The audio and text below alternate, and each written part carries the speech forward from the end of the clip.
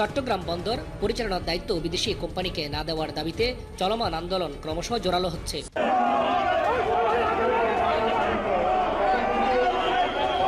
সরকার যে সিদ্ধান্ত নিয়েছে ডিসেম্বরের মধ্যে এই বন্দরকে বিদেশিদের হাতে তুলে দিবে, বন্দর কোনো বিদেশিদের দেওয়া যাবে না।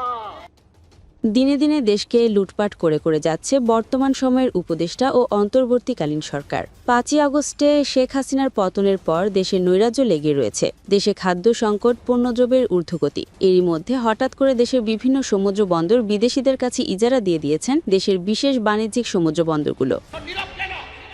আপনি এত বড় একটা চুক্তি করবেন, দেশের সার্বভৌমত্বের একটি হৃৎপিণ্ড হলো বন্দর, সেই পায়রা বন্দর আপনি গোপনে কেন চুক্তি করে বিদেশিদের হাতে 30 বছর জন্য গোপন চুক্তি দিবেন? বন্ধ হয়েছে না, আমরা চেষ্টা করছি। নদী উদ্ধার হয়েছে, খাল উদ্ধার হয়েছে, কিচ্ছু হয় নাই। 5.5 মাসের মধ্যে অশ্বডিম্বের পরে এখন প্রবাল দ্বীপ, সেন্ট মার্টিন বন্ধ করছে। ইনশাআল্লাহ আপনারা হইচই করতে থাকেন, আমরা আমাদের কাজ করি।